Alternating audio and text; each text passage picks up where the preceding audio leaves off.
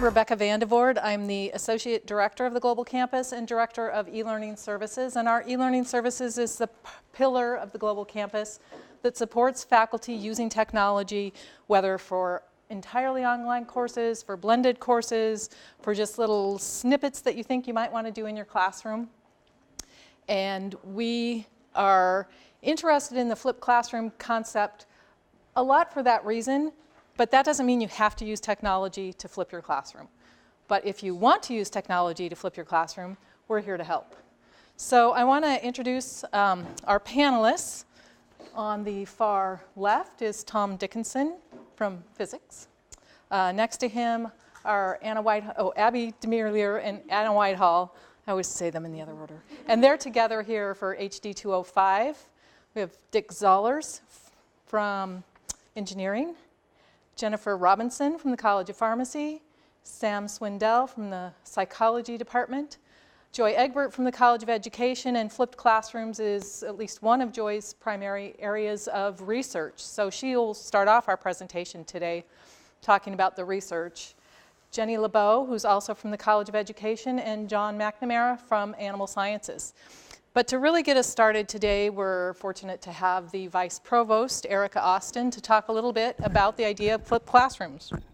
Well, first of all, I don't know a thing about flipped classrooms, and that's one of the reasons why I'm here. I'm also really excited about the idea of flipped classrooms, and I'm excited that you're all here.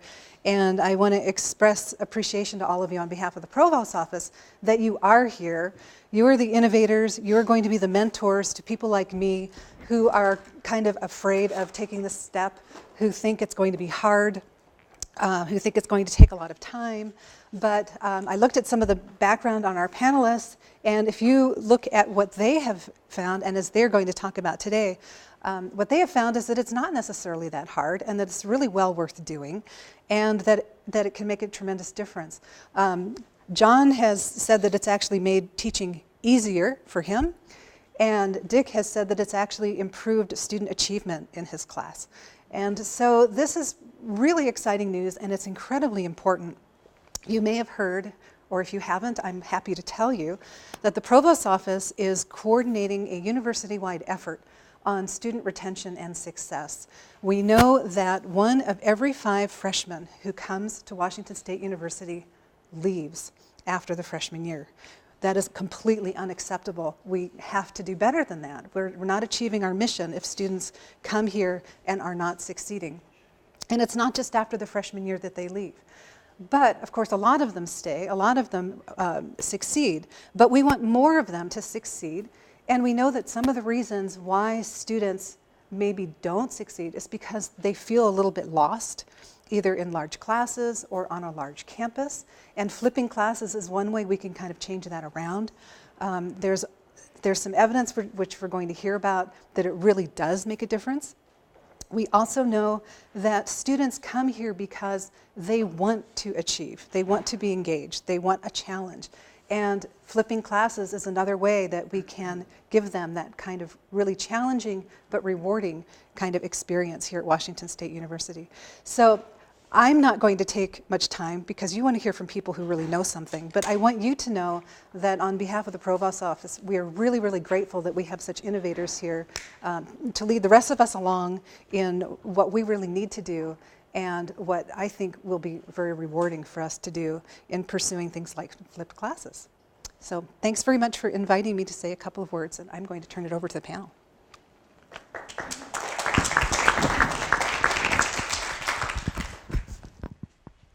All right, so we're going to start with Dr. Egbert, who's going to talk about her research. She'll have about 10 minutes, and then each of the panelists, well, Abby and Anna are a team.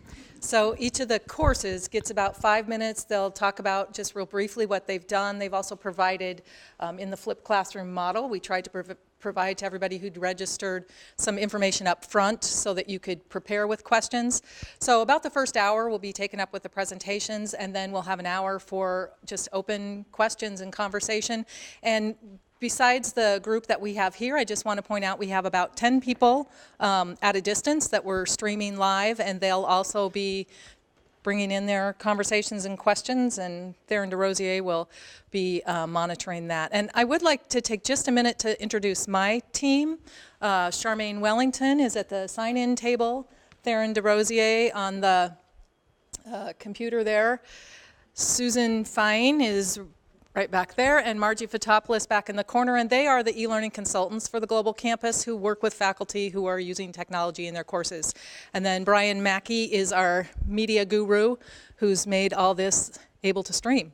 So I will turn this over to Joy. One of the things I'm not going to talk about is not going to say in our research, because we've done a little bit and there's not a lot more. So what we've done, and David Herman is our TA for the course that we flipped, and he's working on flipped instruction for his dissertation. And so I'm going to go through some of the things that we've learned kind of across the literature. First, this is not flipped instruction. Okay, if this is what your classroom looks like, it's a problem. Okay, and we can you see that? It's upside down? You're supposed to laugh now. Okay, thank you. Yeah, a lot of people actually don't know what flipped instruction is, and it's problematic for me because, when the term constructivism came along, no one understood what that was either. How many people now can give me a one-sentence definition? No. Same with one person, Rebecca. Okay, we'll talk about that after because I need that. So a lot of people have different definitions of flipped instruction. So we're going to go with kind of what is accepted across the literature.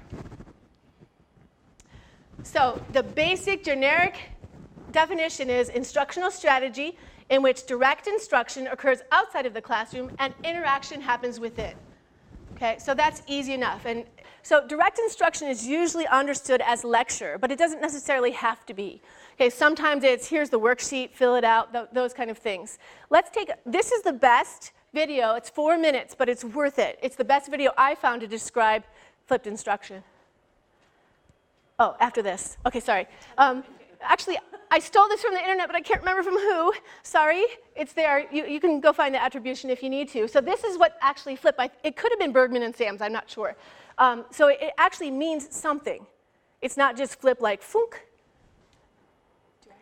So it integrates these things.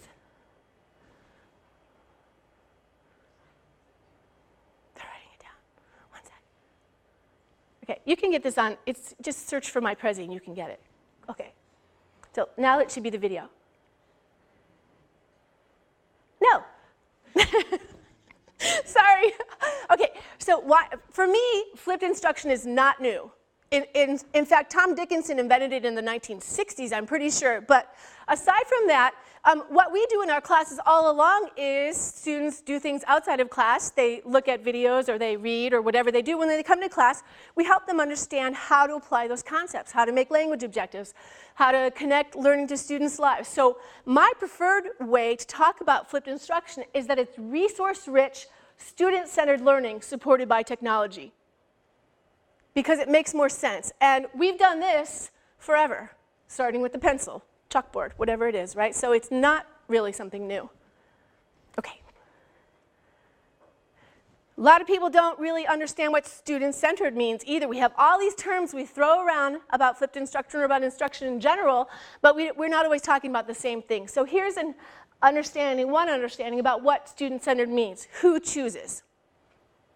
That's all it is. Who chooses? The more that students choose, the more student-centered it is. Okay, you're doing a way better job than I am. Okay, let's see if we can get this video going. Misconceptions around what the flipped classroom is, what the flipped classroom is not. So, rather than discussing what the flipped classroom is in my practice, I'll discuss a list that most flipped classroom teachers can agree the flipped classroom is not. So, let's get started.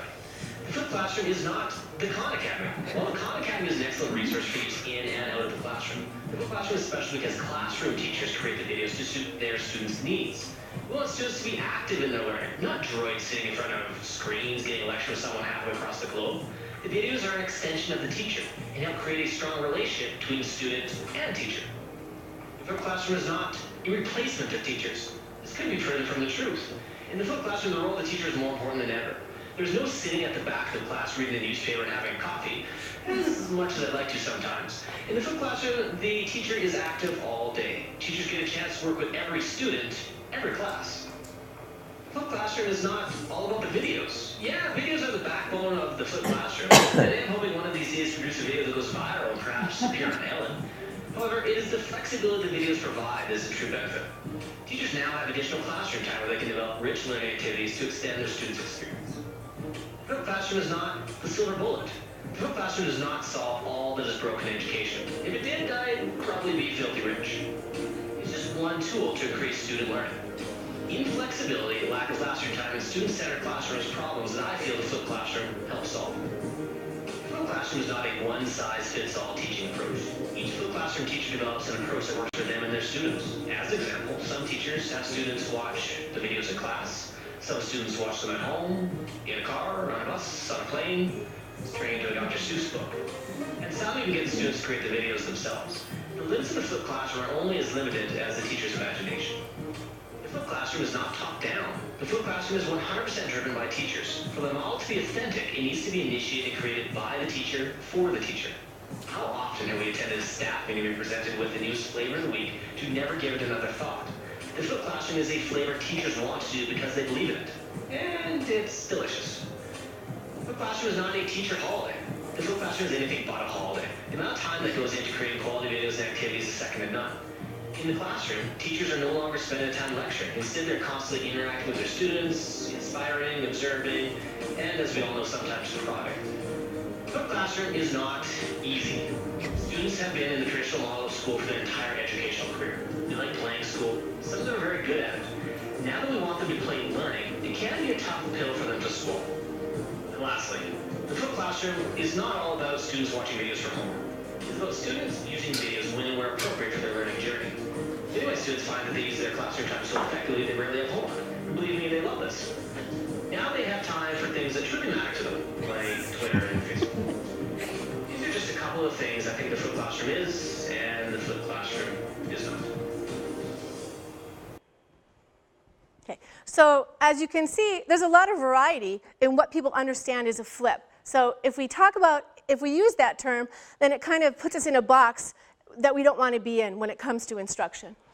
So how does it work? As I said before, direct instruction happens outside, and there are lots of ways for that to happen. Our associate provost said that we didn't need videos, although most people use them, but there are texts, photographs, all kinds of different things that can deliver direct instruction outside of class. And then inside of class, people are doing all kinds of things. Sometimes they're doing the same activity. A lot of times they're doing centers or group work or other things. But the most important thing is that they're critical thinking and there's active participation. Active being the key word. You read my mind.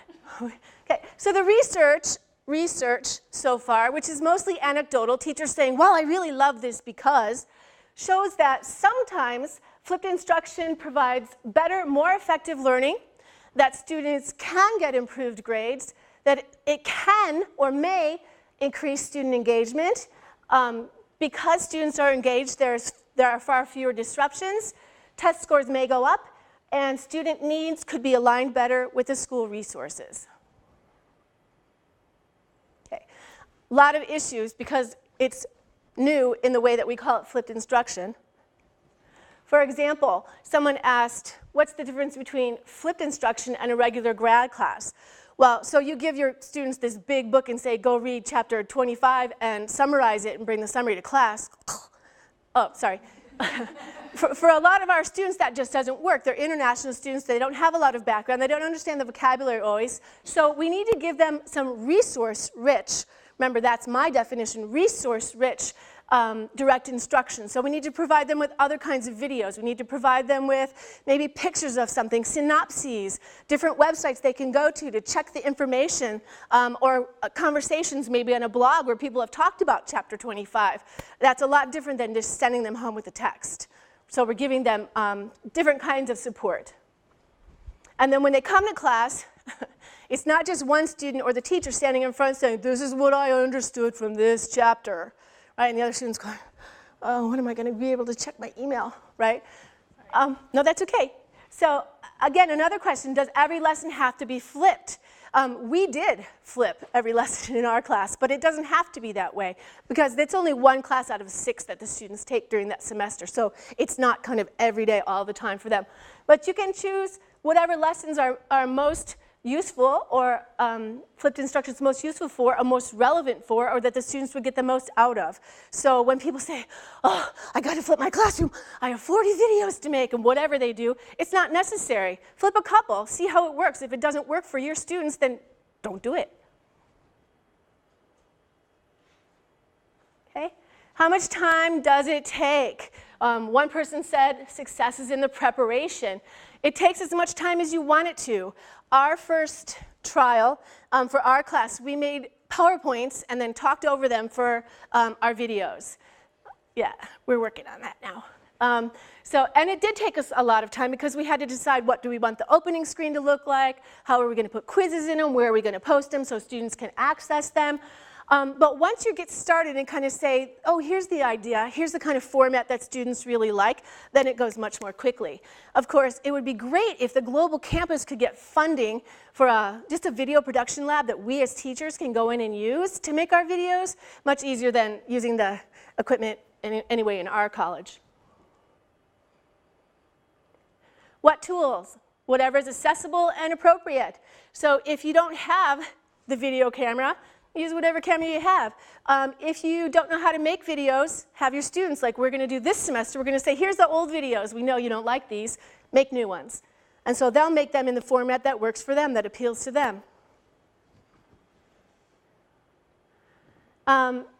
Again, video is necessary but insufficient. The videos we made were, I went back and looked at them and I almost fell asleep.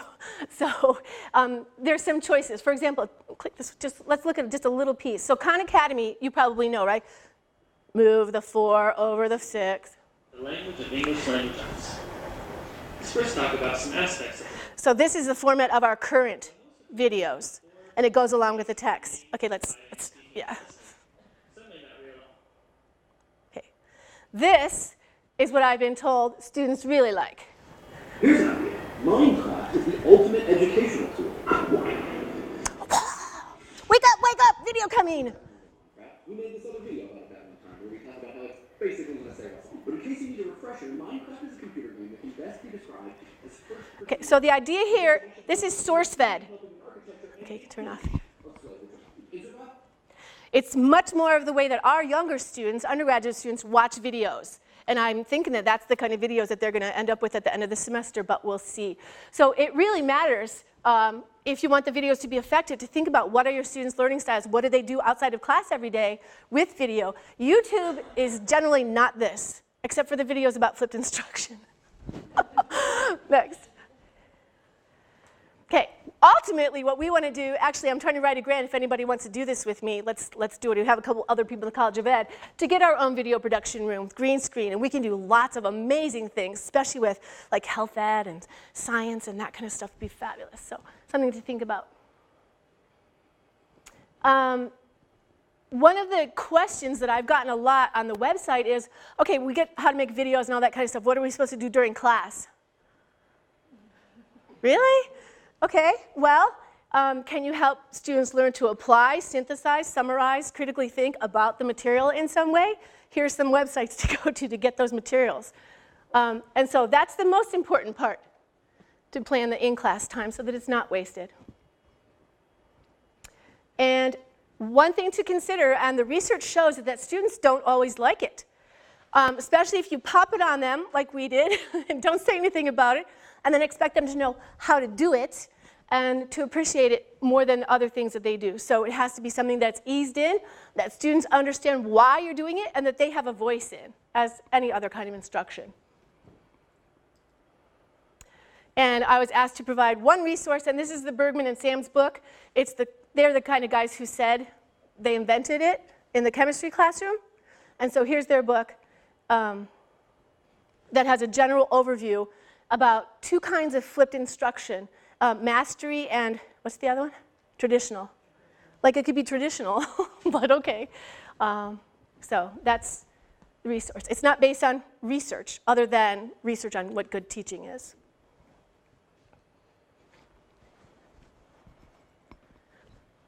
Anything else? We have a website with our research papers. It's at the College of Education. It's called Flipped. So if anybody wants to look at those things. All right, thank you very much.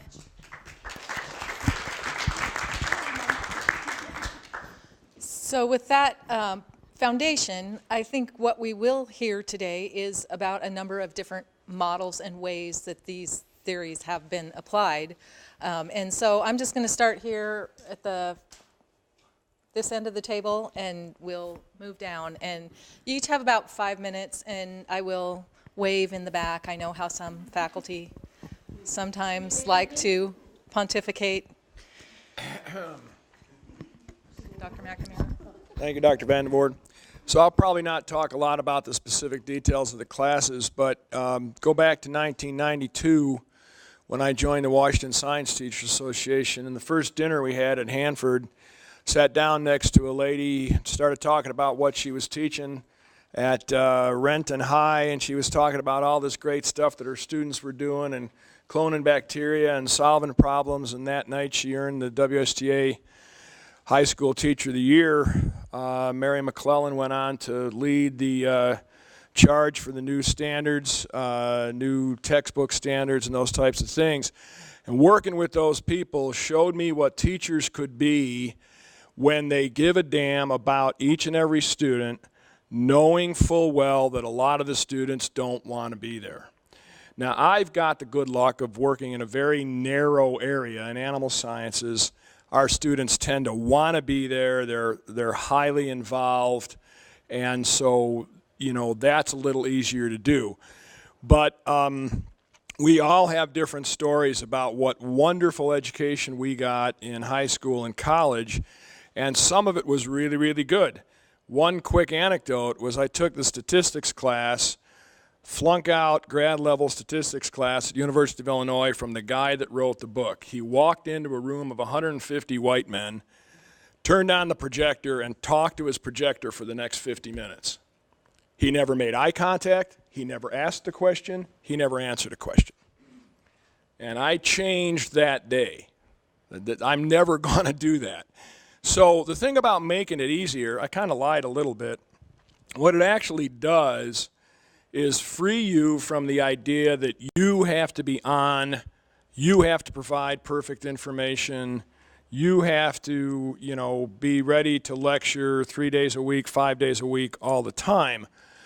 It certainly doesn't save you tremendous amount of time, I don't think, but I can say from my own students now for about 15 years in AS 464 and 10 years in AS 205, which is a general education biology course. So that course is open to all majors and it has no prerequisites. So I've got everybody in there from the gung-ho, I'm going to be a veterinarian, to the business major that hasn't taken their biology credit and I want to graduate this semester. You do have the common interest of pets, of animals. So again, it's a little easier that way than having someone sitting through a prereq course that they may not really like. But nevertheless, working in that class really gave me the opportunity to see different learning styles. I knew that just lecturing to people, some of them that hated science, didn't understand science, didn't know what it was, to try and get them to understand the concepts of nutrition and care of animals on an emotional and on a scientific basis, it really gave me the opportunity to have them grow and have them learn and work with different people. So I think some of the techniques, group problem solving, and I know Dick's going to talk more about that. Again, you talked about students not liking it. A lot of them hate it. I tell them straight out, and this is what I circle, this is reality. If you think you're going to work alone all your life, you don't have a clue. You have to be able to solve problems, and it's not just looking it up in a book. So then we'll come in and we'll do some mini lectures and do some norming to make sure that they actually are getting it right. One of the things is that I still give exams. I made that mistake, especially in my senior class. You don't get exams, the majority of them won't do the work. So there's lots of different assessments. It doesn't have to be a traditional exam as far as that's concerned. So with that, I think it's just a little bit of background of why. Again, we've had an introduction. There's all sorts of different kinds of technology. Probably the piece of technology that I use the most is the internet, because we're very heavily content-based, and they can go out there, and you've probably all done it. You type in dog food, okay? And you can get every kind of website you've ever wanted, and that type of thing. So for the higher level classes, PubMed, Google Scholar, where they are used to going out and getting that information. And then again, our job becomes, well, did they truly critically understand it? Okay, so could they go out and read an article of any kind and then come back and discuss it with the group, and then have me sitting there, and I'm not reading the paper, but I am usually drinking a cup of coffee. And as they go down the wrong track for a while, I can start bringing them back. So that's really helped me. I would like to get more into some of the specific technologies. But again, I think that's a tool. The whole idea about getting the students engaged in their own education, getting them to own it, getting them to understand. And one last bit that I mentioned in here before I pass it on, part of the whole change deal is having good information to convince our colleagues that this is a bona fide, improved form of instruction that doesn't dumb anything down, okay? We're not just pandering to students who like to watch videos. That's not what it's about. When, as you mentioned, it doesn't, the specific thing doesn't have to be every day. So I think as we move forward as a university, we're going to have to spend some one-on-one time with people, showing them that we can do this. So that's mine. I hope it wasn't more than 5 minutes.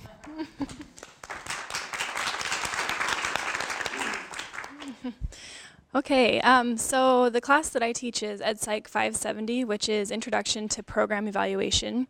And the course is designed to be content knowledge based as well as practical application, because trying to teach evaluation by just reading textbooks doesn't really work. So the course just historically has already had this application component to it. The course is offered from 5:10 until 8 p.m. on Wednesday nights. So we automatically have, everybody's tired, hungry, so trying to boost engagement is sort of a big deal for this class. The way that it's been structured in the past is I've had the class from 5 until 7:30 at night, and then we cut out the break so people can get out early, just to kind of help with that. But one thing that I found in doing it that way last year is there's just not enough time to cover everything that I want to cover in the class. You'd think with 3 hours that would be enough, but there's just a lot of material.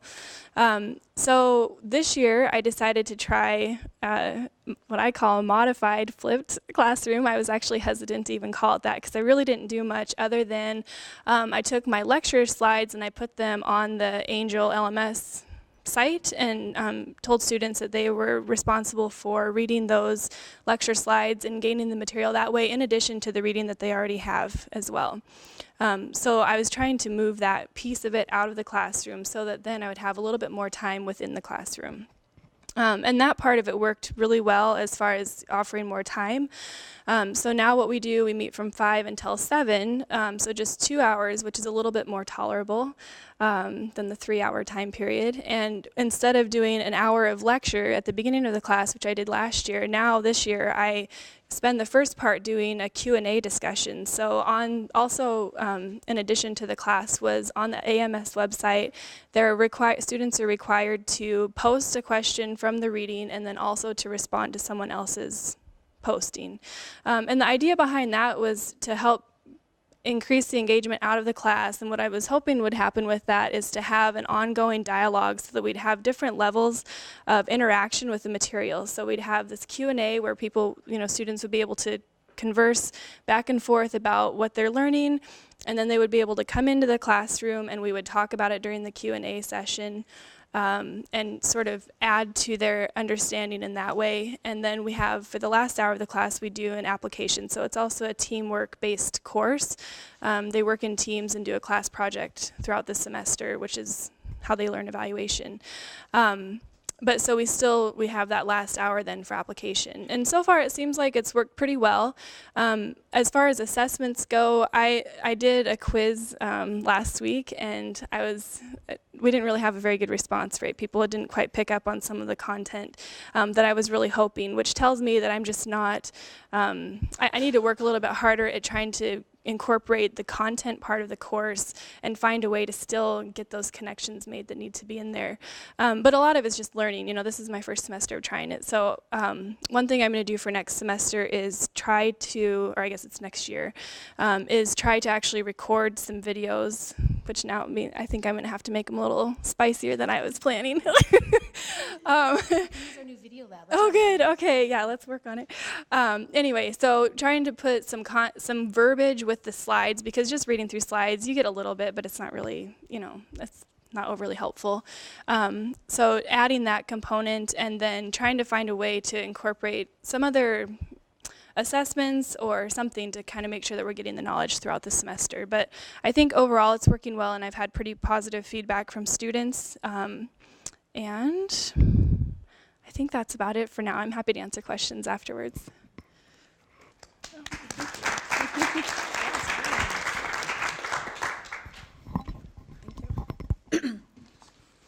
I'm going to actually probably say many of the same things that Jennifer said. The course that I teach is Psych 491, 591. It actually is a conjoint undergraduate-graduate course.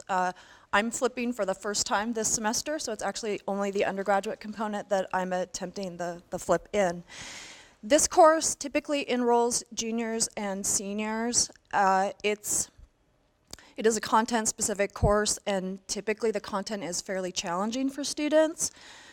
There's a strong emphasis in application, because I think that just understanding the principles don't help them a whole lot if they can't use that material. And certainly another important learning goal for me is to help them to think like a behavioral psychologist, which is also a fairly challenging learning goal, because it's asking them to think about behavior in a way that's very different, I think, in many ways than how they're encouraged to think about behavior in many of their other psych courses. So for many students, it's a difficult transition for them. The course typically enrolls 120 students. It's been as large as 220. I had a unique opportunity this year in that we were looking at enrollments in July, and it had 42 students. And so I thought that this was an opportunity to try a flipped arrangement, which I'd been sort of considering for a while, but like maybe some of you and maybe like some of the panelists, I just was intimidated a bit by it in a really large course. And I'd been trying to make my lectures as interactive for years using things like clickers. I'd been to workshops for, say, the POGIL approach, and I hadn't taken the plunge, as it were. So I have 42 students. I can't miss this opportunity. So what I decided to do was ease into it. I'm only using flipped arrangements on about half of my class sessions. This summer I audio taped PowerPoint lectures. So basically the PowerPoint that I would have presented in class, I created audio or narrated versions of that. I had a little bit of experience having worked with Global Campus in the past. So I prepared those over the summer. I post them on the Angel course website or course site. So students access that in preparation for a flipped session.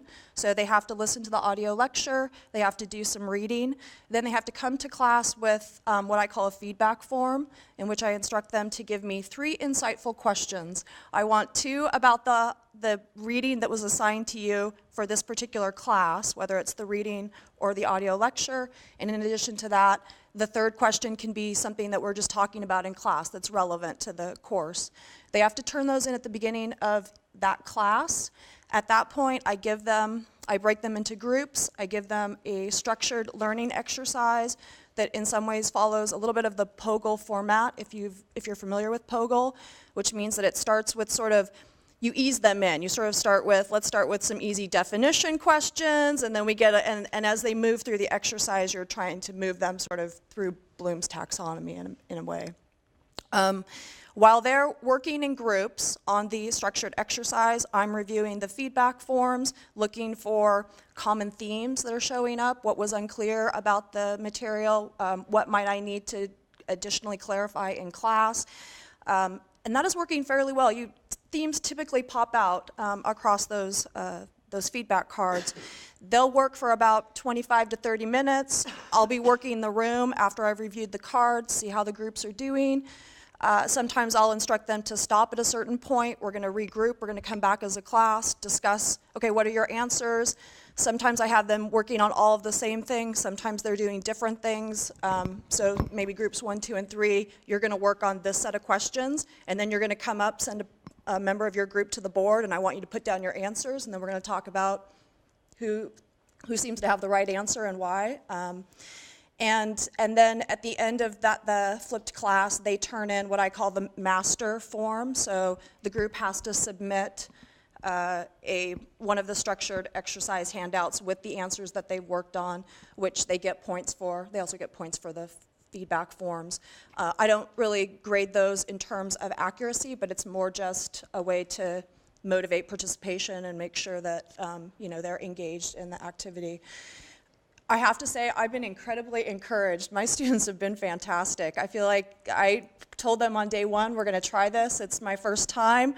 It's maybe a little rough, but they've been totally willing, I've felt, to jump in the deep end with me and really work. So I have to say that I'm very excited, and I think I'm willing to go all the way next time I teach the class next fall. So that's been my experience.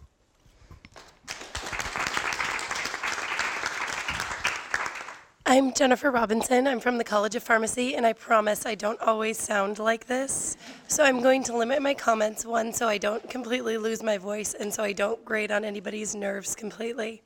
So I'm from the College of Pharmacy, and this is my 6th year with the College of Pharmacy. For a number of years, I've been teaching the Applied Patient Care course, where students, we really want to push them to apply information and think higher level, think at a higher level. And so my first few years of teaching, my first 3 years, I would come to the end of the year, I would scrap everything that I was doing because I was so frustrated because I felt like the students weren't learning. I would assign readings and they would come to class and I felt like they weren't completing the readings. So I would spend my class time recovering the readings while they were checking their email or they were on Facebook. So I got really frustrated. So I heard about this new theory, new to me, wasn't new at the time, team-based learning. So team-based learning is a iteration of a flipped classroom, and it's very structured. So 6 or 7 times during the semester, my students get a quiz in class. That quiz isn't based on anything that I've taught them in class. It's based strictly off the readings, and that quiz builds into their final grade. And all of the quizzes are based off of clear objectives from the readings, so it's very clear to the students what the expectations are. After they finish taking that individual quiz in class, they then have to take the same quiz in a team. And so if you guys know anything about motivation, peer pressure, students do not want to look like they don't know the material, especially pharmacy students, in front of their peers. So they will work their fannies off to make sure that they understand the readings, they understand the basic concepts, and come to class prepared. So all of a sudden, I had these students who were coming to class. They did the readings, they understood the material, and then they would start challenging my quiz questions. Well, in the reading, it actually said this, and I interpreted it as this, so I think you should give me that quiz point back. And then we would have this discussion within lecture, or within tutorial.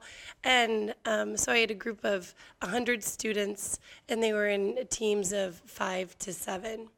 I thought, wow, these quizzes are really powerful. That wasn't the powerful part. The powerful part was when they moved on to the application exercises.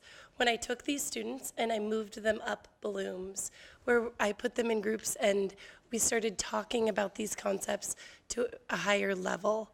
I would give them cases, I would have them work through the cases, and then I would ask them, okay, do you think the answer is A, B, C, or D?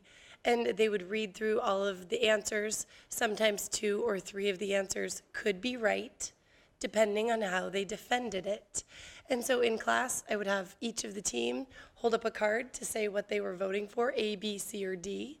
And then I would go around the room and they would defend why they chose that answer.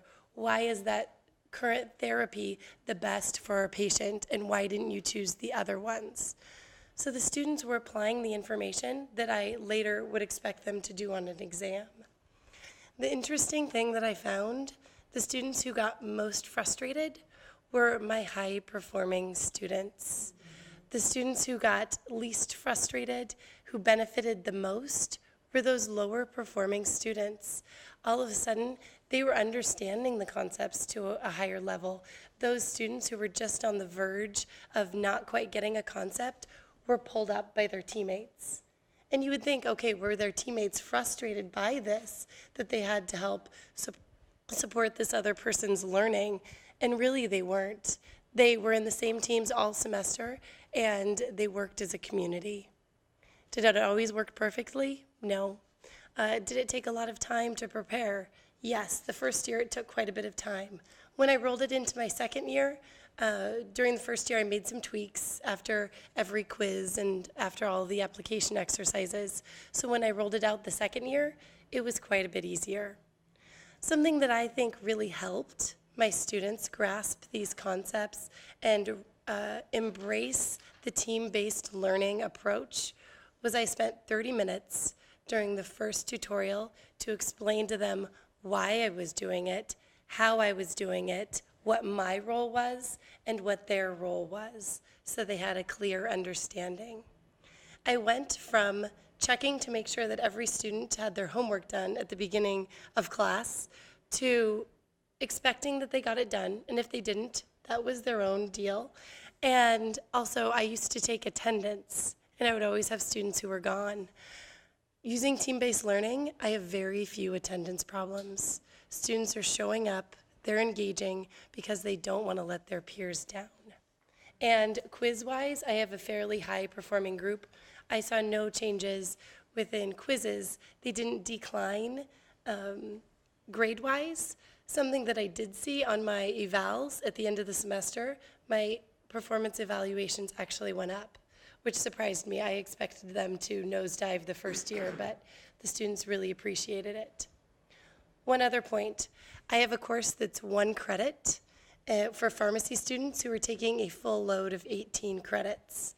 And they, at the end of the semester, said that my class was one of the more valuable classes, and they remembered the information and they knew how to use the information by the end of it.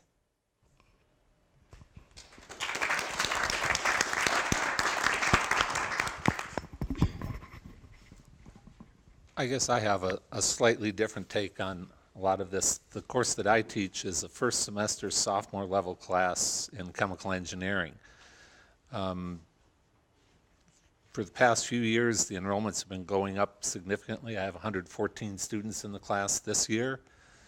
And the reason I got involved in the class was if I took a look back historically in the enrollments in the class, you have to get a C or better in order to continue on with future classes in the curriculum. And 35% of our students were not making a C. So we were losing a third of our students the first class they ever took in the major. The class is all application. I can summarize the theory behind the class very easily. Mass is conserved, energy is conserved. That's it. That's it. It's all application. Think back to your first algebra class, and there was always that problem that said, train leaves station A on the track going, that's all we do for 15 weeks. The students find it very frustrating that they can't go to the book and flip open and find the equation to use. It doesn't exist. So I took over the class thinking, well, I can do better than 35% fail rate. You know, I can get that up, you know, so we get 70, 80% passing. My first 4 years, 35% of my students didn't make it. And I thought, there's got to be something different. The advantage I have is within the chemical engineering discipline, there are a number of people that have explored different type of learning styles, learning techniques. And so I started borrowing, I guess is a nice word to say, I stole all the information from a group at the University of Colorado. Typically the lecture in the class is the professor will stand up there and work an example problem on the board and then give a problem to the students and they will try and solve it and the professor will walk around to see what they're doing. My class is in Todd 216, 190 seats, fixed amphitheater seating. If you're in the middle of the middle row, I can't get to you physically, and with 114 students in the class, I can't get there. Even with the 5 TAs I've got, I just can't do it physically within the class period. So rather than work problems, I've borrowed a number of video clips from the University of Colorado where they work problems. It's the bad example that was shown earlier. This is just someone writing a problem out and explaining it as they go, but that's exactly what I would have done anyway. So I tell them, here's the reading for the next class period, here are the video clips you should watch.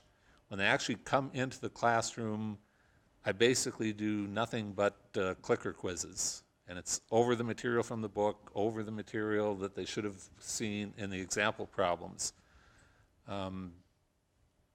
Attendance, I have no problem with attendance because participation works and I don't have to take attendance.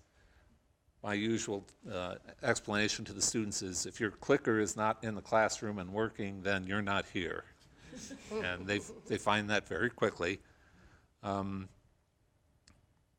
The one thing on the clicker quiz problems is they're all concept-based, so they really require almost no computation at all.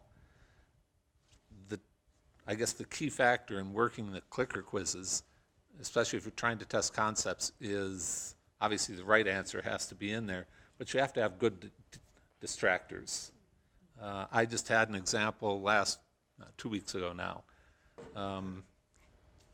Posed the question, the clicker responses came back. One of the things I will do is if I don't see a strong preference for the right answer, I'll re-poll the question, but now tell all the students, okay, talk with the people around you and see if you can't come to a consensus as to what the correct answer should be. This distractor was so good that the second time around, it got more votes than it did the first time around. But as a teaching moment, it was great because now I could go in and say, okay, here's the point you're missing. And that's really what my time in the classroom is spent doing now, is we'll do the quiz. If everyone gets it right, there's no point in doing any further discussion about it. We'll go right on to the next question. If I find one where there isn't agreement, I'll ask for the repolling.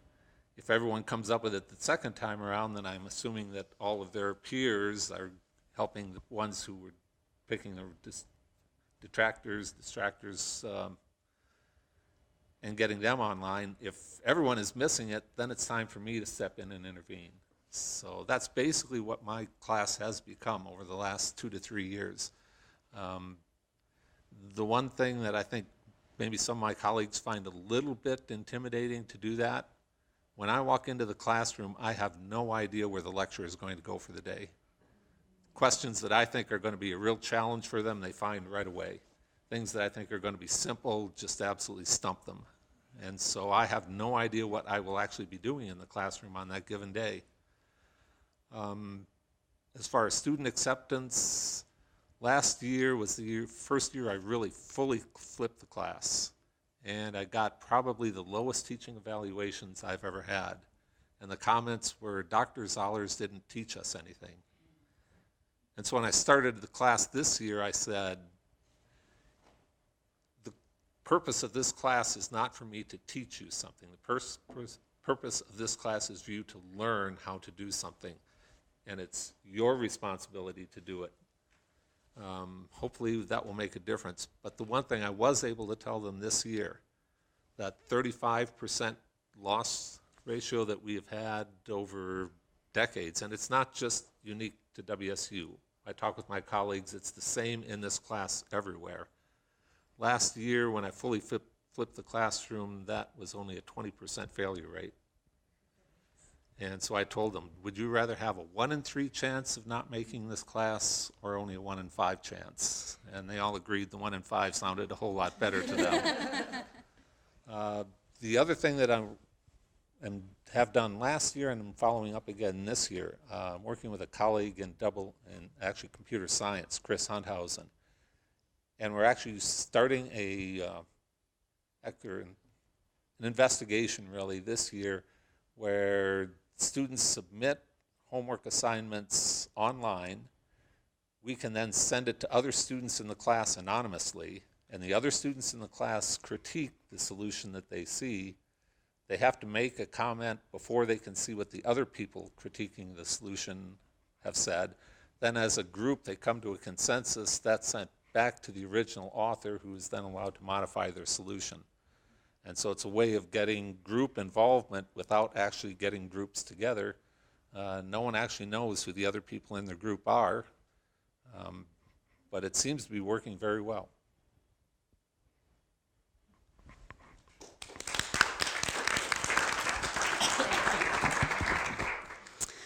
Okay, so our class, Human Development 205, is one of the 2 general education requirements for communications. So we have students freshman year all the way through senior year who need this class to graduate, or it's required for their major. So we have a wide span of students coming in all majors. There isn't any particular major that comes into our class more than others. And this is our first semester flipping the classroom, and we went all in. We flipped the whole thing, and we also doubled our numbers of students. So we went from having 112 in a lecture to 200 and 240 in a lecture. So we decided just to go big all the way this semester. So we've only been doing this now for 7 weeks. This is our first time through, and we have found some very interesting things along the way. One, we have found that preparing to do a flip is quite a bit of work up front, and during the semester it definitely frees up some time. So we spent a lot of time over the summer flipping and recording videos and making assignments that they were going to do in class, out of class, in class, all of that kind of stuff. But now that we're in the midst of it all, we actually have some free time during the semester, which is really good. Part of that comes from, historically, this class was taught where students come to lecture twice a week in the big lecture, 112 students, and then they come to a smaller discussion for 2 hours a week with 28 other students. We've gotten rid of those discussions, and so now students are just coming to the lecture 2 times a week. Those lectures are an hour and 50 minutes, so we're with them in the classroom for close to 2 hours on Tuesdays and Thursdays, or total of 4 over the whole week. So they're watching videos before they come in, they're getting all of the course content before they come into the classroom, and then we're doing all application-based stuff in the classroom with them. So we're having them try stuff in their real lives, come back into the class and talk to us about how it went, talk to their peers about how it went, get some advice about things that are happening for them, but it is all application-based. This class is effective communication and life skills. Probably should have said that at the beginning. But what we're teaching them is how to effectively interact with the world and the people around them. I can't remember, down there, he first said that people are going to always be working in teams the rest of your life. That is a reality, and students often don't like group work. They don't like working with other people. That is a reality, so we're trying to prepare them for that reality and get them some skills on how they can effectively work with other people.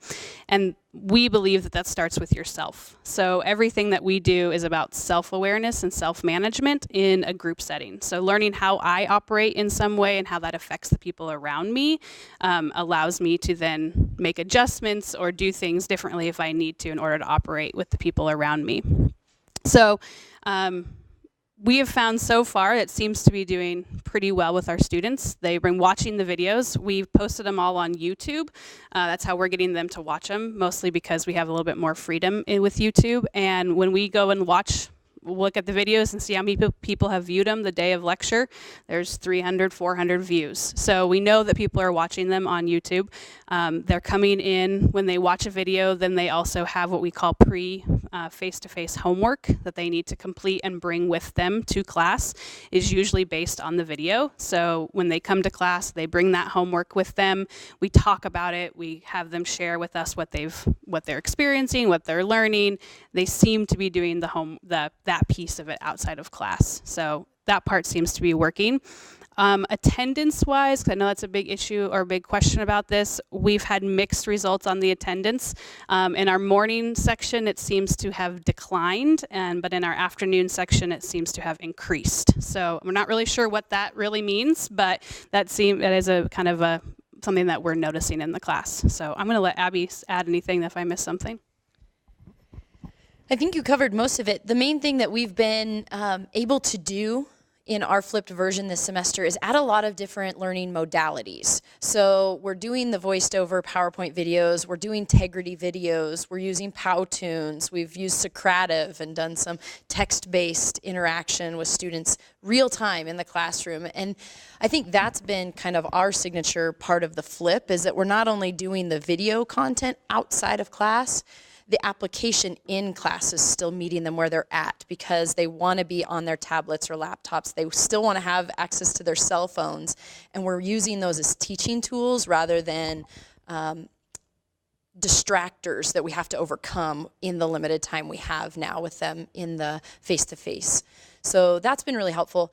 In terms of content interaction, we're still really early on, but one thing that Anna and I were talking about that we've really noticed is that in our morning class, we've noticed that the students tend to have viewed the content beforehand more frequently than our afternoon section, and don't have as many questions in face-to-face. But in the afternoon, we have a lower view rate pre-lecture, but they have more in-class ahas and awareness, because we've been doing some POGLs and some other group-based interactions through our application activities, and that's when the lights really come on. So maybe they only viewed half of the video, but in talking with their peers through the application-based learning, the ahas are almost bigger and stronger. So that's been really interesting for us.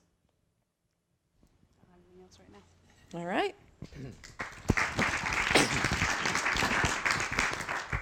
Well, it was mentioned about flipping a long time ago, and I'm afraid I'm one of those. I flipped about 2 or 3 years after I got here, which 45 years. And the reason I did it was because I really just didn't think they were learning in the classroom with this traditional lecture, which is, I think nowadays is pretty well documented. And these were with motivated students. So what happened was I used a very progressive form of technology for them to work on outside of class, and it's called a book. And back then they knew how to open a book. This time of the students today, I'm not even sure they know how to buy one. But anyway. The result was very promising, and I did it as much as I could, but because of my research, it kind of waxed and waned.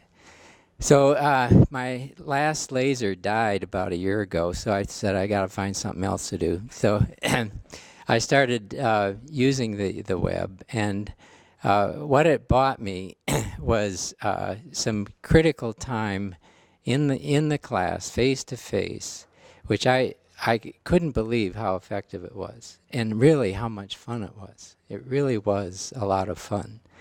And the difference was that I could answer questions that come up in physics because they're trying to solve problems.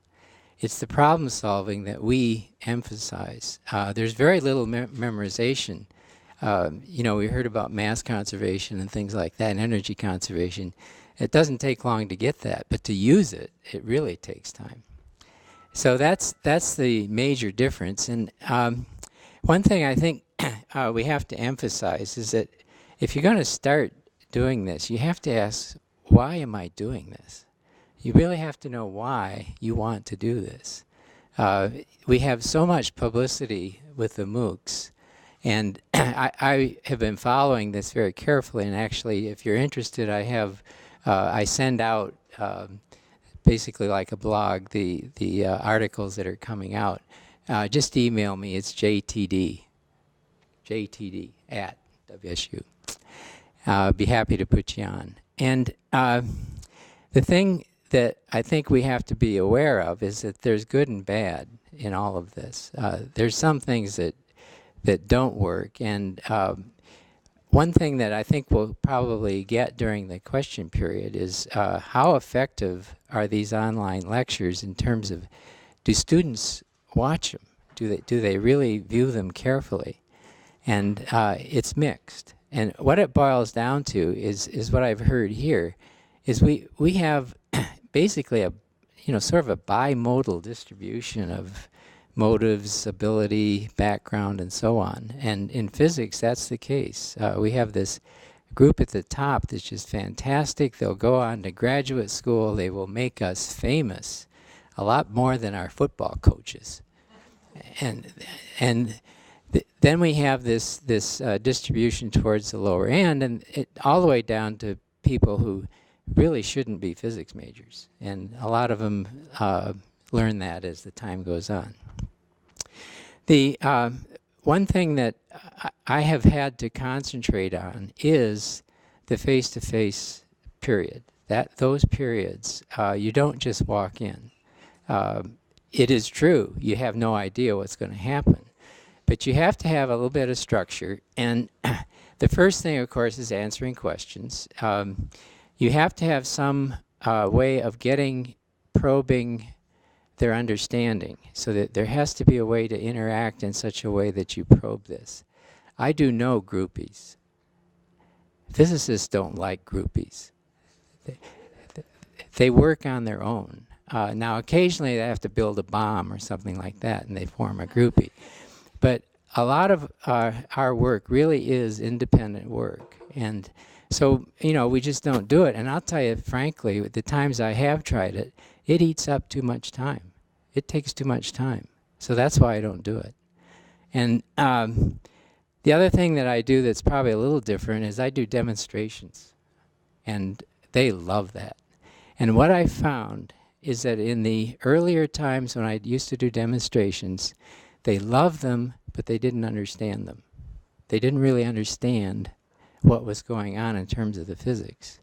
With this small class, oh, by the way, what I'm teaching now is a electrodynamics class. It's a junior, senior level. So I've only got like 15 students. And so therefore, I'm the TA. I'm the person who meets with them for the face-to-face. In bigger classes, you have TAs or mentors doing this. Mentors, by the way, in physics are people who couldn't get a job. And so they're doing this as a way to get some income.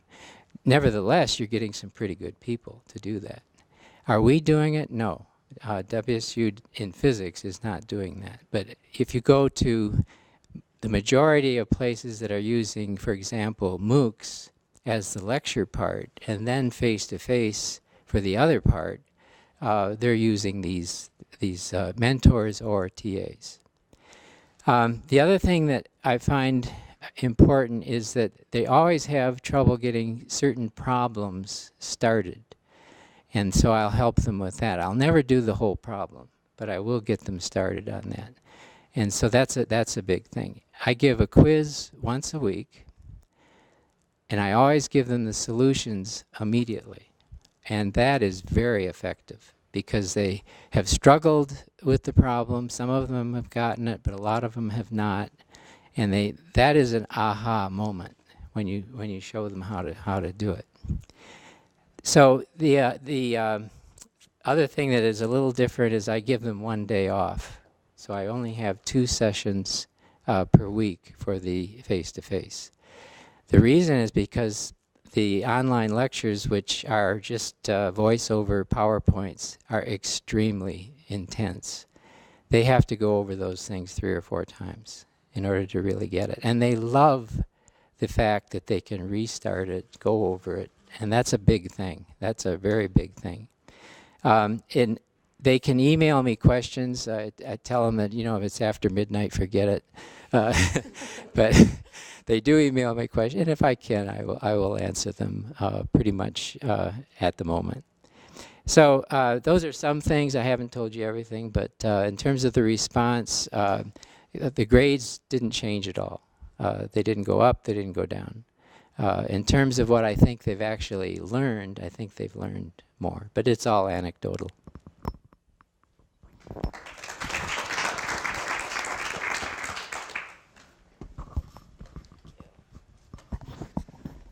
Okay, that was great. I think we should give our panelists another round for everybody.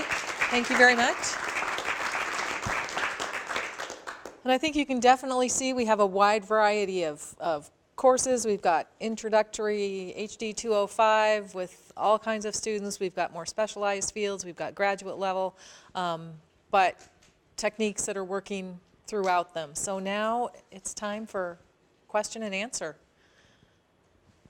Karen. Question for HD 205 about what room you're teaching in now. I know what room you used to teach in and how students could work together, but with double enrollment, obviously you don't fit in that room anymore. So how do you physically have group work with 240 students? Well, for the afternoon session, which is the 240, we're in Todd 130, which is an interesting room in and of itself. And when the weather has been agreeable, we've gone outside in the courtyard that's right out there in between Todd and Fulmer. There's that big quad area. We go outside and do some of our interactive experiential activities. We've also utilized the space in the room where we do have them move around the room, get into small groups based on a row that they're sitting in, and so the rows work together. We've done activities in the hallway and coffee cart area there in the Todd atrium.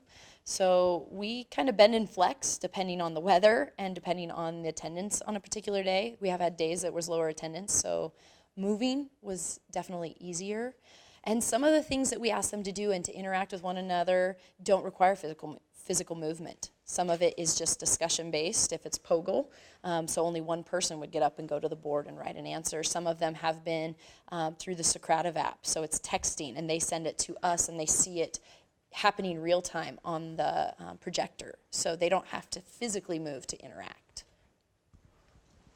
Would you add anything? No. Darren, do we have any questions? We had one participant asking if we were going to have any workshops on designing and setting up flipped classes. Well, as a matter of fact, we are. So, yeah, I'll just say briefly, I was going to say this at the end, but we'll be following this panel. We were hoping that this panel would be a kickoff to really inspire and motivate and show people that your peers are doing this on campus. It is doable. We'll have a series, I think, of 4 workshops coming up. 2 of them really to talk more specifically about different models and designs of flipped classrooms, give you some ideas of how you might do this, to what extent you might want to, jump in the deep end or just wade in the shallow end. And then a couple of workshops that'll talk more specifically about the technology and what you might really be looking at, committing yourself to, what are you going to have to learn about. And then in the spring, if you're interested in doing this, the Global Campus will have some workshops where we actually will do some hands-on. We'll give you some advice and get you started narrating PowerPoints or creating your video lectures. And I think we'd be interested in talking about the grant, using our expertise to help create those. I know Brian Mackey would love to be creating those amazing videos. He does a lot of that anyway. So yes, there will be a lot of workshops coming up, so keep an eye on that. Will somebody kindly explain what POGL is? POGL is a very structured group work process where really the instructor or the teacher or the professor in the room is a facilitator of their learning. So generally it starts with they're in groups. You put them in groups of, they recommend somewhere between 5 and 7 students working together. They start off with really basic understanding of things, definitions and things like that, working more down to more critical thinking and application of concepts. And generally the way it kind of structures out, or at least the way that I've seen it structure out, is in these groups they're working, and while they're working as a teacher, you're walking around answering questions, facilitating getting them thinking on a deeper level. So it's not always just about, if they have a question, answering their question, but sometimes asking a question back to get them thinking about it. And then once it's kind of gotten to a point where they have a summary or some kind of answer, they write it on the board so that all the other students can also see what the group has come up with. So then you have all of the different answers and the different things on the board, and you can use that as another teaching point or another conversation point with the students. There's probably a lot more detail to it than that, but that is the kind of the general overview. And there is a workshop on POGL that's going to be here at WSU sometime this month. 25th, 26th, somewhere in there. But it's definitely more introvert friendly for students, especially in the large classrooms where they don't want to necessarily share in front of 240 students. It's the way for them to wade in and still be able to share their thoughts. The only thing I would add, but I don't even remember the roles, but in the original model, the different team members actually are assigned specific roles in the groups. Now, I don't use that component, so we don't remember, but if you go to the workshop, they will tell you what those roles are. And it's another way, I think, also to kind of get students who are reluctant to get to be engaged in a group. By assigning them a role, it helps to, again, get that interaction going. I just had a question about due dates or when you give the material. This is for everyone. Certain classes you'll have to give it day by day, but then other ones you could probably give a full schedule and they all are accessible on Angel, I guess. I don't know. How do you guys, anyone can answer this, but how do you give out the material so if people want to get ahead or not? I haven't changed any of that. They still have outcomes. The course has objectives. There's content that they need to learn. There's processes that they need to learn. And for both of these courses, the exam grade, well, for the senior course, it's about 40%. For the introductory course, it's about 50 or 60%. But the process is the thing. And as people have said, you may spend an entire day or a week on something relatively completely different than what you were thinking it was going to do, but they still have time deadlines. They still have things that they need to do, and you can flex those a little bit depending on the specific situation. But again, and that's part of the bigger picture. You're not giving up traditional learning. You're not giving up traditional outcomes and things like that. I would just add, for my class, so we do have a syllabus, but I post the lectures in a weekly folder, so they actually don't get the slides until after we've already had that week's class. Does that make sense? So yeah, so we just put that in folders, but then it is outlined within our syllabus. Here's what we'll be learning in the next few weeks, and then here's what we'll be doing in class. We don't use Angel. We find it really opaque for our students, even though they have it in other classes. So we've been using PBWorks extremely successfully. We have a campus edition, and so students can have their own pages and all kinds of other stuff. And each week, in the schedule, we have objectives. Students will be able to, and then we put the videos underneath that they can watch to meet that objective and the chapters and stuff, so that everything they need is really parceled there. And then, so for that, we could also say, and you also have to do this on the Moodle, blah, blah, blah, blah, blah. So, but for us, the transparency of PBWorks and of Moodle for a different part of the course really makes a difference in how easy it is for students to access and understand how to get places. It's much easier because we can decide ourselves how students navigate rather than Angel deciding for us. I just wanted to comment about students getting ahead. You mentioned that. In my scheme, it would be impossible because I create these things just in time. And believe me, the time it takes it's enormous. But I'll tell you one thing, it's much better. It's far much better than the regular lectures that I gave. And how did I find that out? I asked my students, and they all said, oh man, compared to what you did in class, this is... and the reason is because as you're making this up, you suddenly realize that there's some illogic there. Or in physics, there's always this problem of SIGN, signs. You know, if you have plus go to minus, and then a minus go to plus, and you really were supposed to stay plus all the time, you get the same answer, right? It worked, but you didn't do it right. And so as you're making this up, you realize, oh my gosh, there's a minus here. Where do I get my next minus? And you find it. You just do a better job. Yeah, I guess I'm sort of along the lines of what John is doing. When I hand out the initial class syllabus, it has a class schedule where every day for the entire semester is laid out. The readings are laid out. The videos they're supposed to watch are laid out, so they know this from day one in the class. I will say something, sort of follow up on the comment Tom made earlier. I give a number, I give 6 quizzes and 3-hour exams during the semester. I give the answers out immediately afterward, and I think that's extremely important. It's a learning experience.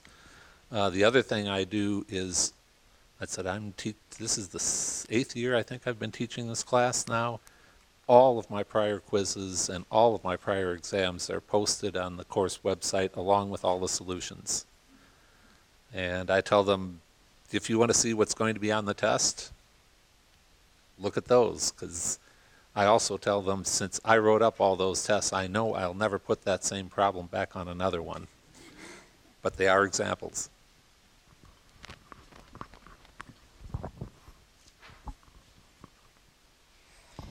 We were just going to add, for HT205, we also do the syllabus. Everything is laid out day one. But on Angel, we only open the content a week in advance so that they can't get too far ahead, because we don't want them rushing any of the content. We want them to be on point when they're doing the application. So, but once it's available, it remains available, and they can review it, go back to it as needed. We also tell them what the final project is, week 3.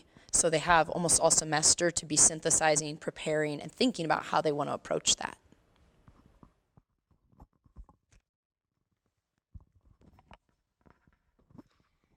I include all the required readings. There, it's going. I put all the required readings in my syllabi, and then for the students, I have them for an entire year. So between the fall semester and the spring semester, I will have students who request before they go home for Christmas, can we have your syllabus so that we can get the readings, so we can start ahead before we come back in the spring. And I will allow them that. If they're doing work during their break, fantastic. Yeah, I don't know that I would add much. It's the same thing. It's all laid out. I release mine as we go. Once they're up, they're available to students. I guess one thing that I might add is just what I say to students is, one way of thinking about this, unusual arrangement that is new to some of you, or is, typically you'd be coming to class and I'd be presenting this material to you. And I've been teaching this class for a very long time, so I've developed all of these practice handouts, and they're posted in Angel, and you can work through them on your own, and there are answers at the end. So that stuff has been available. Think about the flipped arrangement as, now I'm giving you what I would present to you in lecture. You can access it at the time that's, works best for you. You can listen to it as many times as you want. And then you get to come to class, and I have all of this stuff ready for you to study in class, basically. And I'm setting it all up for you, that this is your opportunity. You really need to do that stuff outside of class, because then you get to capitalize on the fact that I'm giving you all of this practice, and I'm laying it out, instead of you having to generate those, examples on your own or whatnot, or even, what often happens with the practice sheets, at least in my class, is that you post them, they're available to students. Students go, they look at them, they don't try to do them. They go and look at the answers, and they're like, oh yeah, that's totally what I would have gotten. Yeah, I'm pretty sure. So they confuse what they have this, well, what psychologists call this hindsight bias issue, where once they've seen the answer, they're convinced that that's what they would have gotten. And what you can do in the flipped classroom is by setting it up in a way that they have to work through them and they don't have the answers, is you make their learning, and in some instances their lack of learning, conspicuous to them. The ones who think that they've listened to the lecture and they've got it all down, they totally understand it, come in and then you throw some examples at them and they're like, whoa, no, that's, and they're debating with their group mates about what the answer would be. And so to me, that's very effective. That helps them make the distinction between understanding the material and actually learning it. Can you synthesize it? Can you apply it? Can you critique it? You know, those types of things that I think we're all ultimately trying to get our students to. So in HD 205, you've gone from lecture with discussion labs. It seems like you've just pulled what you would have done in discussion lab into the lecture time period. Can you give me a little more detail on that? Yes, exactly right. We did. So we would have 2 75-minute lectures in the old format and then the 2-hour discussion for smaller groups of 28.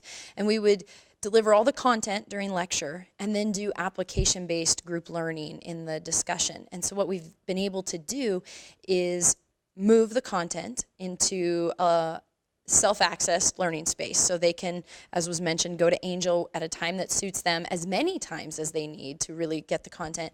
And then in our face-to-face session. And that's one thing that we've really intentionally done is refer to it as face-to-face, not lecture. And that's been a mental shift for them because they realize we're not lecturing to them. We're face-to-face engaging with them. So during our face-to-face time, some of the activities we would have done in a 28-person setting, we've scaled up. Many of them we've modified. There's a lot of new application-based learning opportunities that we've come up with for them to take the content that, again, they think they understand, and then as they're trying to synthesize it, they go, oh, I never realized that already was in my life, or I was already communicating that way, or this was the barrier I was experiencing, until they do it with other people and have us in the room to help guide them with that learning process. So it really is guided facilitation. You've broken them in the larger lecture down into smaller groups within that. Okay. Yeah, we do have some small groups that they do 1-2 projects with, and then depending on the face-to-face session, sometimes they'll be in groups of 3, sometimes they'll be in groups of 20, depending on the activity. So why did you elect to eliminate the small group time periods and keep the large lecture as opposed to doing it the other way around? That really came down to faculty time. We have, as faculty members, we were in the classroom 11 plus hours a week, which is a lot of time to be in a classroom. And so we were trying to pare down that time that we were face-to-face with students so that we would have time to do other things, research and writing and all that stuff that we need to do, you know, as faculty members, and so that we could also expand opportunities beyond this class. So we're developing some other products so that we can teach a lot of these same concepts to new populations as well. But I also wanted to add, from what Abby was saying, that we have not taken quote-unquote lecture completely out of the face-to-face. We are discovering that having some content that they need to know for quizzes and exams delivered in the face-to-face is important. Otherwise, they come to face-to-face thinking they're not going to need to know anything, and why am I really here, and we're just going to do activities and play games the whole time. And so it's really helpful to have some anchoring of there is some content that you need to get in this face-to-face time as well. Yeah, a couple of comments along these lines, and I hope it's become pretty clear to you that, again, we're not throwing the baby out with the bathwater here. And you know, you could talk about, you know, what you didn't do about research results and about changing grades and things like that, but getting them a realistic sense of what learning is, as everybody has said, engagement. Where now they have a greater investment in their learning, and that's a lifetime skill. That's a real skill. And I think just listening to some of the folks here, you got, again, I keep saying this, but you got 3 old white men and a bunch of new people, and it's going to be the new people that are It's going to be the new people that are doing this stuff over the years. So I would encourage you to go come to our classes and talk to us and things like that, and maybe you can get over that activation energy sometimes. But, had we been having this conversation 10, 12 years ago, there would be a line of people saying this is just all BS. This is just all party time. They didn't come. They didn't come. Yeah, they didn't come. No, listen, by far, the majority of faculty members thinks e-learning is not for them, and they don't want anything to do with it, and in fact, they have negative feelings about it. So, just to be clear, it's not a done deal. The last group that will adopt any e-learning will be the graduate course faculty, the ones who are teaching. And I realize some of you are doing that. I'm talking about But I think to get over that, to help get over that, and it won't be everything, that I think there are a lot of good examples out there. And Dick brought one up of clickers. Clickers are pretty simple. But I've seen that used in a different university to the west of here, in their 700-seat auditorium for, bio whatever. And the prof using those things just like you did. Okay, here's reality. And, it's a random generator. And, okay, now you can talk. And the whole auditorium is abuzz with, all these conversations. And then boom. And that's a simple thing, but it's extremely effective. So anyway, if you do want more information or some good examples, some of us might even want to come and talk to your department if you want to do that. Because I do think we've got some good examples here of success. Just a few points. When I started doing this with my students, I requested a few of my faculty peers to come in and help me test drive some of this process. And I sat down and I had them do a quiz with me, and it was exceptionally effective. And there are a few faculty members who are still considering maybe changing their approach, because sometimes it takes a while to make that change, make that decision. But with HD 205, you guys mentioned that you had 11 hours of contact time a week. I had the very same. I had 11 hours.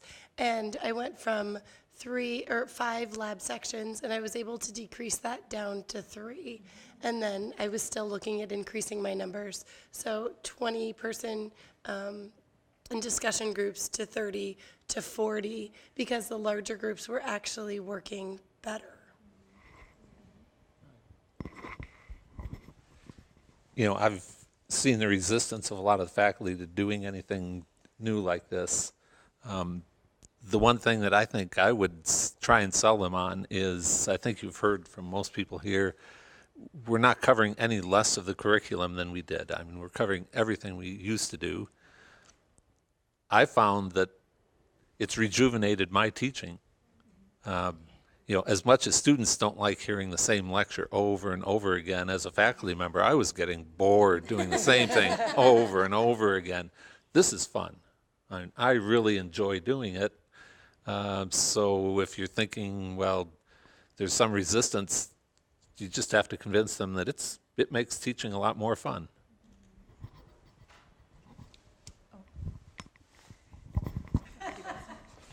To the dance. Well, what I want to reiterate is that when you approach people that here's something new, wow, flipped instruction, they're going to go, oh, I don't have time for anything new, but it's not new.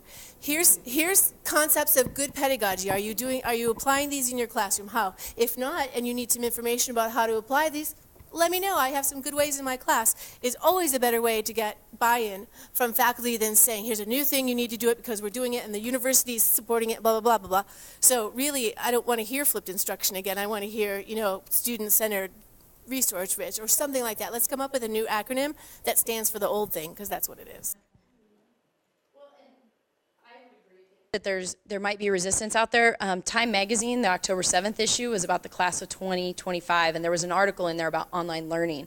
And they actually said that the resistance percentage has diminished from 43% to 23% faculty-wide in their polled group. And the other thing, there was a Nobel laureate, Carl Wieman, He did a study on flipped versus traditional learning, and he actually found that students that were in an interactive, and I emphasize that, an interactive flipped classroom did twice as well as the traditionally taught students of the exact same material. So it is possible. Those are also, by the way, big classes. Yeah. And so the small groups were TAs or these mentors. So it's not the instructor has to go to, 25 sessions. Yeah. Can I just say? Yeah. One thing that I've found that has changed is that the typical mode of learning is to go to class, really not learn very much, and then cram. Cramming is the #1 method of learning at most traditional class types. So what you're avoiding with these smaller groups is that you can continue to put them in a situation where if they haven't listened to the lectures, they're dead meat. They just can't keep up. They can't do it. So I think that that's an important factor. Somebody who studies these things can say what cramming versus not cramming does, but I know it's not very effective in terms of long-term learning.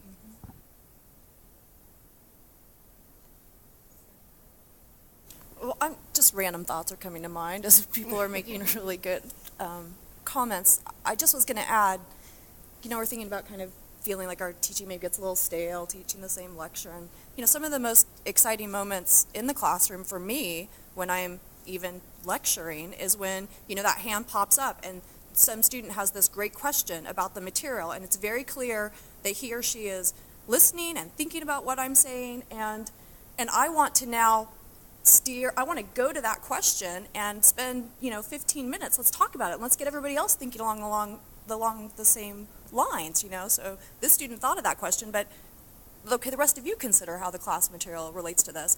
And of course, then we're all at the same time looking at our clock, at our watches, thinking, oh, but if I spend 15 minutes on that, how many slides am I going to have to give up? How much is it going to delay me as we move forward? So the beautiful thing about the flipped arrangement is you get them to do all that stuff outside of class. They're listening to all that content, and then we get to come into class and we get to think about all these interesting questions that you have about the material and push you to think about the material in unusual ways. Lots of times they have great questions. I guess I feel like this semester I like teaching, but flipped has made me even more excited about teaching because this kind of free form lecturing is taking the class in so many interesting directions that I wouldn't necessarily have thought of. My students are leading that movement, so. Just a short thing. In the College of Education, the majority of graduate students in teaching and learning are international students. And they have a completely different tradition, different background of learning. And flipped instruction isn't necessarily what they want, what they think is learning. And they do listen. So we need to consider that students across our classes have different learning styles, and that this isn't going to be for everyone the way that you do it for everyone. So there has to be some exceptions sometimes. And the best way to figure out what to do with our students is at the beginning of every semester say, who are you and how do you learn and what do you expect from this class, and then make those adjustments. Not have the whole class kind of laid out ahead of time and saying, this is how we're going to do it. That's just as bad as everything we've been doing for the past 100 years, I think.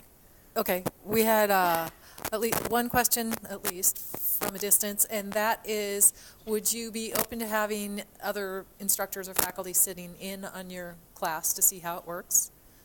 And pretty much I'm seeing most people nodding yes. Okay, well, this has been fantastic. We will be doing more workshops on flipped classrooms and using the technology, and This also will be archived, recorded, available on our website, which is teach.wsu.edu. We have a lot of resources up there for, in general, using technology to teach, not just teaching exclusively online, but using technology to make your teaching more effective and more efficient. Rebecca, can I We say have a something blog. before you quit? Yes. I've been talking to the provost about this whole issue of it's e-learning rather than just flipped. And one of the things that I've been pushing is that these are experiments. We are experimenting, and that's what a university should do. And so I think if you're writing proposals, you might want to push that, because it really is important that we have, look at the diversity in the way things are being done here. That's an important thing, and I'll have to admit that after doing it a while, I see, oh my God, I got to change this or that. One thing that I had to do was shorten those lectures. I had some that went an hour or 15 minutes. So people say 10 minutes, I go for about 20. But anyway, it's an experiment. So I think that that's an important thing. I would just add that in the material that I've been using, again, mainly from the University of Colorado, their video clips are no more than 5 to 8 minutes. You know, and it's this generation, if it's more than 8 minutes, it's way too long. So. Yeah, that's Yep. yeah, that's what we generally recommend for creating your online lectures. And if you need a longer lecture, you just cut it into smaller pieces and label it really accurately so students know exactly what you're talking about in that piece, and then they can look at the pieces they don't know. Jennifer. When I'm in the classroom doing face-to-face time, I like that terminology. I always make sure that if I am lecturing to my students, that it's no more than 10 minutes, preferably the 5 to 8, because they'll start zoning off and getting their phones out. So we'll email the link to the presentation to all of you. Hopefully you can pass it on to some of your colleagues, and I just think, you know, we just need a groundswell. We'll send it to chairs and associate deans and see if we can get people talking about this more and just looking at different ways, like I think what Joy said, is looking at our students and who are they and how are they learning in this day and age, and what do we need to do to really promote that learning. So if there's no more last-minute comments or questions, I just really want to thank the panelists for giving up your time to do this. It's very much appreciated. And to all of you who've attended and to all of you online who've attended, this has been great. It's very exciting. So we hope to do more.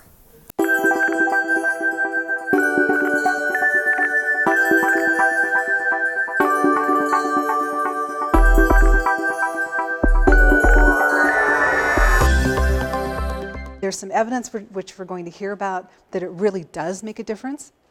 We also know that students come here because they want to achieve, they want to be engaged, they want a challenge.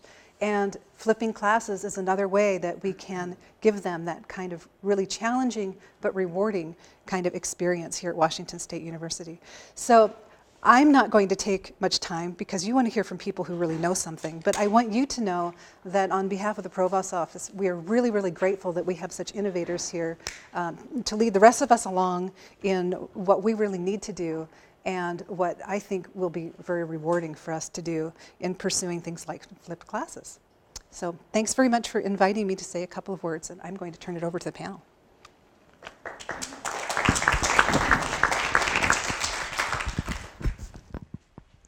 All right, so we're going to start with Dr. Egbert, who's going to talk about her research. She'll have about 10 minutes, and then each of the panelists, well, Abby and Anna are a team. So each of the courses gets about 5 minutes. They'll talk about just real briefly what they've done. They've also provided, in the flipped classroom model, we tried to provide to everybody who'd registered some information up front so that you could prepare with questions. So about the first hour will be taken up with the presentations, and then we'll have an hour for just open questions and conversation. And besides the group that we have here, I just want to point out we have about 10 people at a distance that we're streaming live, and they'll also be bringing in their conversations and questions, and Theron DeRosier will be monitoring that. And I would like to take just a minute to introduce my team. Charmaine Wellington is at the sign-in table. Theron DeRosier on the computer there. Susan Fine is right back there, and Margie Fotopoulos back in the corner, and they are the e-learning consultants for the Global Campus who work with faculty who are using technology in their courses. And then Brian Mackey is our media guru who's made all this able to stream. So I will turn this over to Joy. One of the things I'm not going to talk about is not going to say in our research, because, you know, we've done a little bit and there's not a lot more. So what we've done, and David Herman is our TA for the course that we flipped, and he's working on flipped instruction for his dissertation. And so I'm going to go through some of the things that we've learned kind of across the literature. First, this is not flipped instruction. Okay? If this is what your classroom looks like, it's a problem. Okay? And we can you see that? It's upside down? You're supposed to laugh now. Okay, thank you. Yeah, a lot of people actually don't know what flipped instruction is, and it's problematic for me because, you know, when the term constructivism came along, no one understood what that was either. How many people now can give me a one-sentence definition? No. Same with one person, Rebecca. Okay, we'll talk about that after because I need that. So a lot of people have different definitions of flipped instruction. So we're going to go with kind of what is accepted across the literature. So the basic generic definition is instructional strategy in which direct instruction occurs outside of the classroom and interaction happens within. Okay, so that's easy enough. And not solve all that is broken in education. If it did, I'd probably be filthy rich. It's just one tool to increase student learning. Inflexibility, lack of classroom time, and student-centered classrooms problems that I feel the flipped classroom helps solve. The flipped classroom is not a one-size-fits-all teaching approach. Each flipped classroom teacher develops an approach that works for them and their students. As an example, some teachers have students watch the videos in class. Some students watch them at home, in a car, on a bus, on a plane, turning to a Dr. Seuss book. And some even get the students to create the videos themselves. The limits of the flipped classroom are only as limited as the teacher's imagination. The flipped classroom is not top-down. The flipped classroom is 100% driven by teachers. For the model to be authentic, it needs to be initiated and created by the teacher for the teacher. How often have we attended a staff meeting and presented with the newest flavor of the week to never give it another thought? The flipped classroom is a flavor teachers want to do because they believe in it. And it's delicious. The flipped classroom is not a teacher holiday. The flipped classroom is anything but a holiday. The amount of time that goes into creating quality videos and activities is second to none. In the classroom, teachers are no longer spending time lecturing. Instead, they're constantly interacting with their students, inspiring, observing, and as we all know, sometimes surviving. The flipped classroom is not easy. Students have been in the traditional model of school for their entire educational career. They like playing school. Some of them are very good at it. Now that we want them to play learning, it can be a tough pill for them to swallow. And lastly, the flipped classroom is not all about students watching videos for homework. It's about students using videos when and where appropriate for their learning journey.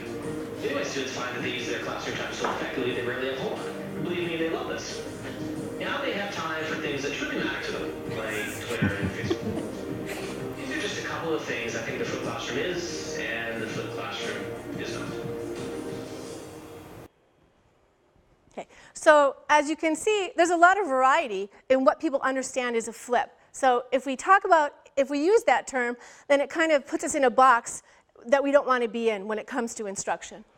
So how does it work? As I said before, direct instruction happens outside, and there are lots of ways for that to happen. Our associate provost said that we didn't need videos, although most people use them, but there are texts, photographs, all kinds of different things that can deliver direct instruction outside of class. And then inside of class, people are doing all kinds of things. Sometimes they're doing the same activity. A lot of times they're doing centers or group work or other things. But the most important thing is that they're critical thinking and there's active participation.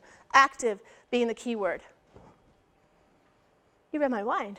Okay, so the research so far, which is mostly anecdotal, teachers saying, well, I really love this because, shows that sometimes flipped instruction provides better, more effective learning, that students can get improved grades, that it can or may increase student engagement. Because students are engaged, there are far fewer disruptions, test scores may go up, and student needs could be aligned better with the school resources. Okay. A lot of issues because it's new in the way that we call it flipped instruction. For example, someone asked, what's the difference between flipped instruction and a regular grad class? Well, so you give your students this big book and say, go read.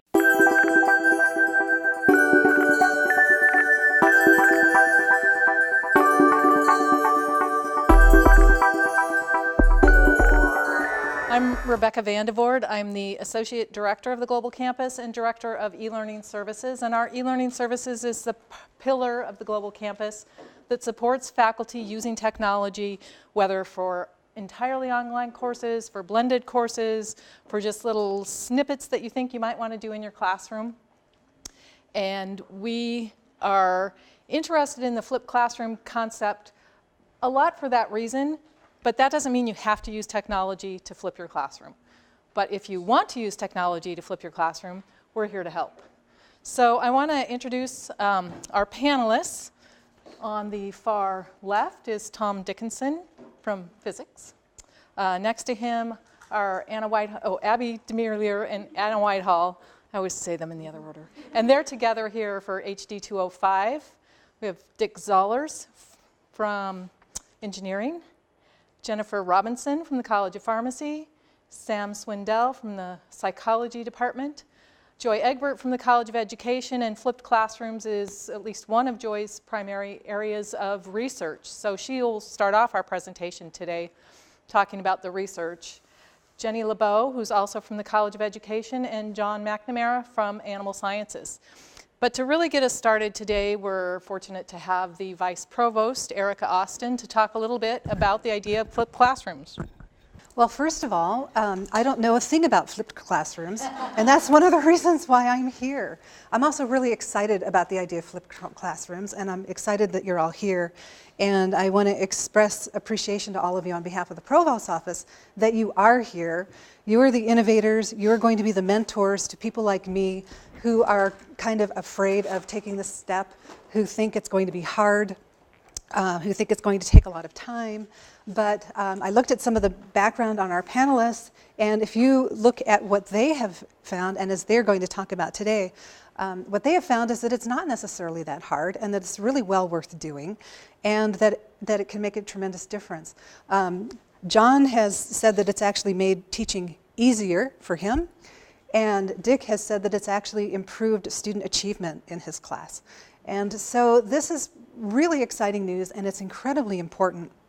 You may have heard, or if you haven't, I'm happy to tell you, that the Provost's office is coordinating a university-wide effort on student retention and success. We know that 1 of every 5 freshmen who comes to Washington State University leaves after the freshman year.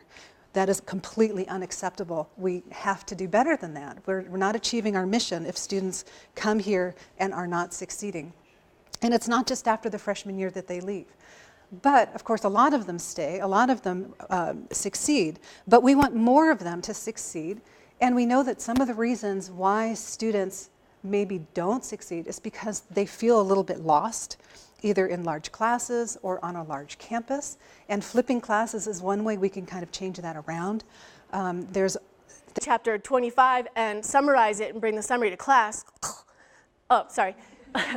For a lot of our students, that just doesn't work. They're international students. They don't have a lot of background. They don't understand the vocabulary always. So we need to give them some resource-rich, remember that's my definition, resource-rich direct instruction. So we need to provide them with other kinds of videos. We need to provide them with maybe pictures of something, synopses, different websites they can go to check the information, or conversations maybe on a blog where people have talked about Chapter 25. That's a lot different than just sending them home with the text. So we're giving them different kinds of support. And then when they come to class, it's not just one student or the teacher standing in front saying, this is what I understood from this chapter. Right? And the other student's going, oh, when am I going to be able to check my email, right? No, that's okay. So again, another question, does every lesson have to be flipped? We did flip every lesson in our class, but it doesn't have to be that way because it's only 1 class out of 6 that the students take during that semester. So it's not kind of every day, all the time for them. But you can choose whatever lessons are most useful, or flipped instructions most useful for, or most relevant for, or that the students would get the most out of. So when people say, oh, I got to flip my classroom, I have 40 videos to make, and whatever they do, it's not necessary. Flip a couple, see how it works. If it doesn't work for your students, then don't do it. Okay? How much time does it take? One person said success is in the preparation. It takes as much time as you want it to. Our first trial for our class, we made PowerPoints and then talked over them for our videos. Yeah, we're working on that now. And it did take us a lot of time because we had to decide what do we want the opening screen to look like, how are we going to put quizzes in them, where are we going to post them so students can access them. But once you get started and kind of say, oh, here's the idea, here's the kind of format that students really like, then it goes much more quickly. Of course, it would be great if the global campus could get funding for just a video production lab that we as teachers can go in and use to make our videos, much easier than using the equipment anyway in our college. What tools? Whatever is accessible and appropriate. So if you don't have the video camera, use whatever camera you have. If you don't know how to make videos, have your students, like we're going to do this semester, we're going to say, here's the old videos. We know you don't like these. Make new ones. And so they'll make them in the format that works for them, that appeals to them.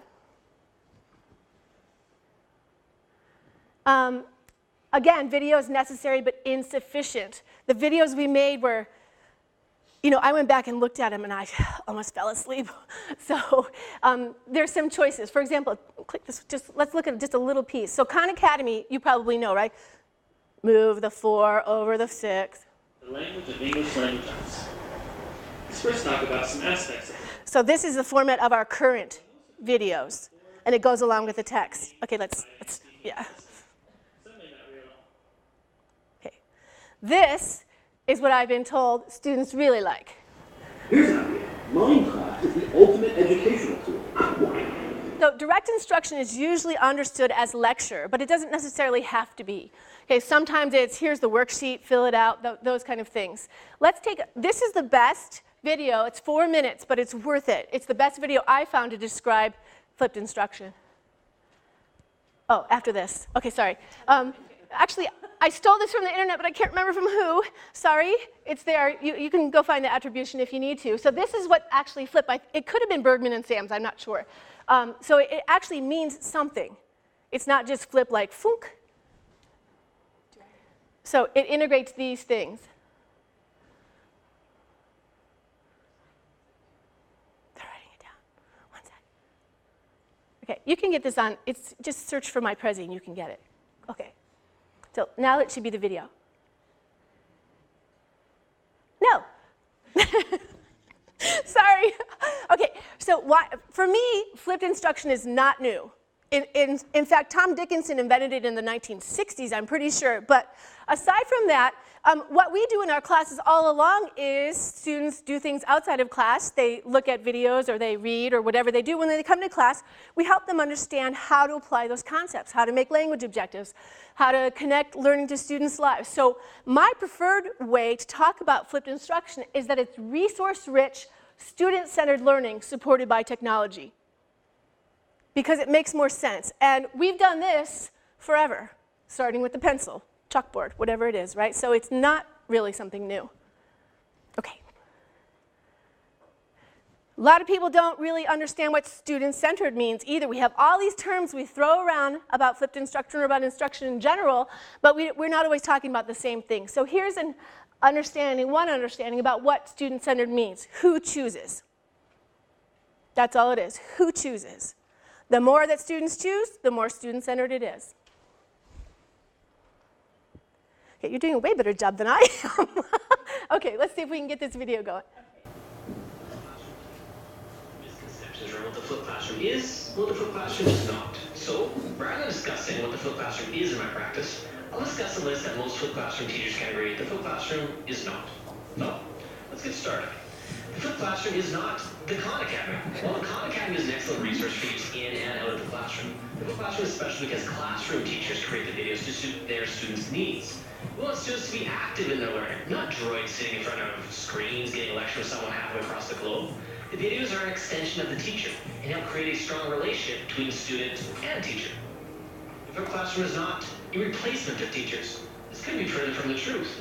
In the flipped classroom, the role of the teacher is more important than ever. There's no sitting at the back of the class reading the newspaper and having coffee, as much as I'd like to sometimes. In the flipped classroom, the teacher is active all day. Teachers get a chance to work with every student, every class. The flipped classroom is not all about the videos. Yeah, videos are the backbone of the flipped classroom. And I'm hoping one of these days to produce a video that goes viral and perhaps appear on Ellen. However, it is the flexibility the videos provide that is a true benefit. Teachers now have additional classroom time where they can develop rich learning activities to extend their students' experience. The Flip Classroom is not the silver bullet. The Flip Classroom does not